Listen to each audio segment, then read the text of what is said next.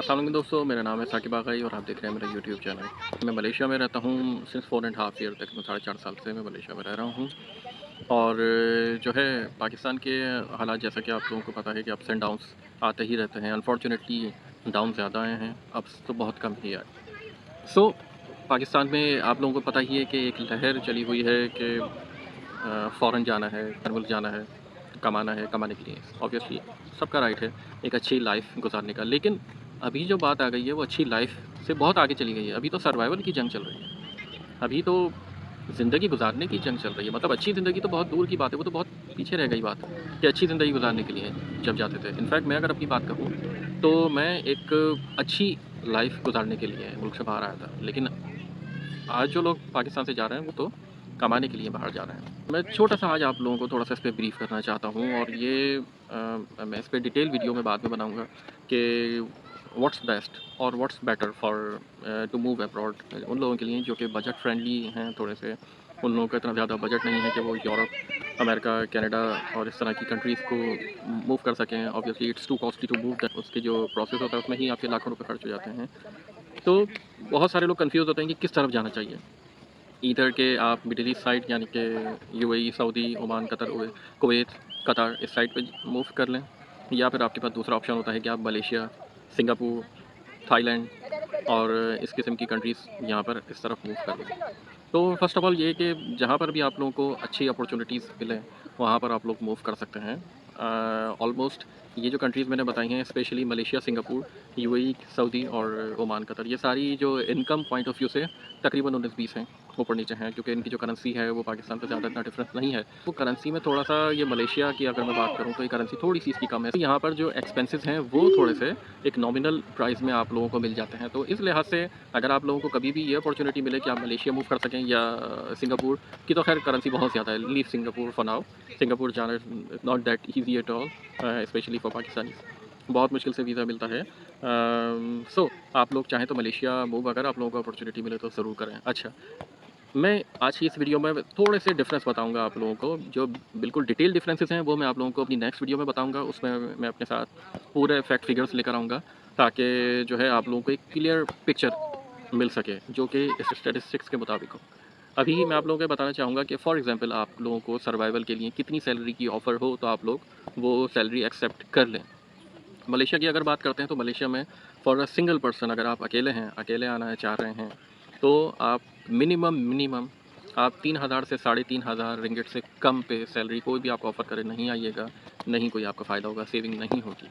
उसकी वजह ये है कि आपको सिंगल पर्सन यहाँ रहने के बाद अराउंड उसका मैक्स 1500 रिंगिट यहाँ पर करेंसी होती है, तो 1500 रिंगिट उसका खर्च हो जाता है। एटलीस्ट वो 1500 रिंगिट ज़रूर उसको सेव करें, 1500 से 2000 रिंगिट ज़रूर सेव करें, तब वो समझे कि यहाँ पर उसकी रहने का कोई फ़ायदा है, उसको रहना चाहिए। मलेशिया की बात कर रहा हूँ। और अगर वो फैमिली के साथ आना चाहता है तो मिनिमम 5000 से 5500 रिंगिट से स्टार्ट लें आप, और आगे इंशाल्लाह आप मेहनत करेंगे तो बढ़ जाएगी। तो ये मैंने आप लोगों को मलेशिया का बताया।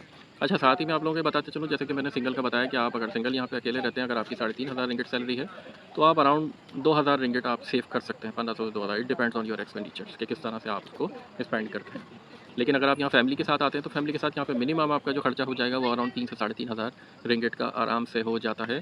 फिर आप 1500, अगर आपकी 5000 सैलरी है तो 1500, अगर 5,500 है तो 2000 रिंगिट आप सेव कर सकते हैं, जो कि आप कह सकते हैं कि इट्स नॉट दैट गुड। अगर बहुत ज़्यादा तो अच्छी नहीं है सेविंग, लेकिन फॉरेन कंट्री के लिहाज से वैसे 2000 रिंगिट जो होते हैं वो तकरीबन पाकिस्तानी 1 लाख रुपये महीना होता है, ये मैं आपको बताता चलूँ।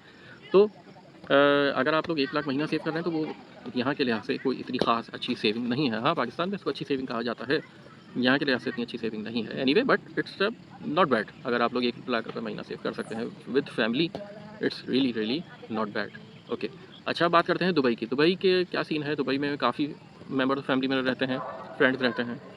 दुबई का ये सीन है कि अगर आप लोगों को दुबई में कोई सैलरी ऑफ़र होती है तो मिनिमम आप लोग अगर चाहते हैं कि वहाँ रहें तो कम से कम 3000 से 3-3,500 दिरहम आप लोग वहाँ पे सैलरी पे आप लोग उसको ज्वाइन कर सकते हैं, अगर आप लोगों को कोई ऑफ़र हो।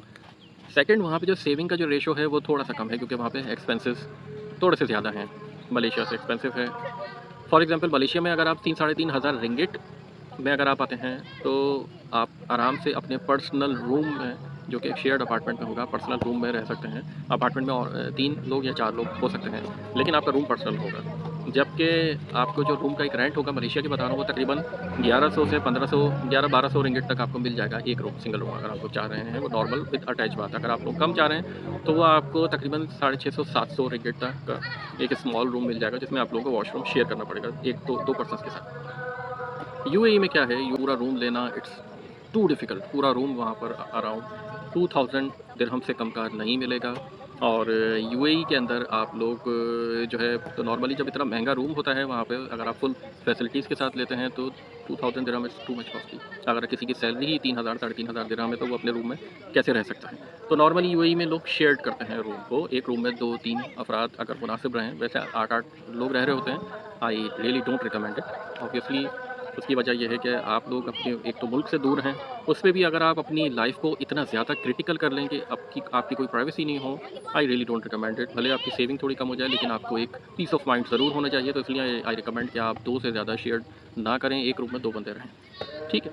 तो वहाँ पे अगर आप एक रूम में 2 बंदे रहेंगे तो आपको एटलीस्ट मैं समझता हूँ कि 800-900, आप 1000 रूम का रखिए आप शेयर रूम में। और इसके अलावा आपके जो है 1000 दिरहम आप लोगों की जो है खाने पीने का एक्सपेंस लगा लें, उसमें फिर आप अपना 1500 दिरहम तक अगर आप लोगों की सेविंग हो जाती है तो इट्स क्वाइट गुड। 1500 दिरहम आप लोग हिसाब लगाएंगे तकरीबन पाकिस्तान के 1 लाख के करीब नियर बाय बन जाएगा। 1 लाख से थोड़ा कम होगा लेकिन बन जाएगा। तो ये मैंने आप लोगों को थोड़ा सा मेन डिफरेंस बताया। अच्छा, खाने पीने का मैं आप लोगों को बताता चलूँ कि यहाँ पर सिंगल पर्सन अगर मलेशिया में रहता है तो उसका जो कॉस्ट आ जाती है कुकिंग की या बाहर से, तो वो अराउंड 1000 रिंगिट के करीब आ जाती है। सिमिलरली जब आप यूएई वगैरह में रहते हैं वहाँ पे भी ऑलमोस्ट इतना ही है, बराबर ही है तकरीबन। तो बस फ़र्क सिर्फ इतना है कि वहाँ पे लिविंग कॉस्ट थोड़ी ज़्यादा है। जितनी लिविंग कॉस्ट वहाँ पे आप शेयर्ड में रहेंगे 1000 दिरहम में, उतने में यहाँ पर आप अकेले रह सकते हैं। तो this is Saqib Agha signing off. इंशाल्लाह फिर आप लोगों से डिटेल वीडियो में मुलाकात होगी। Till then take care.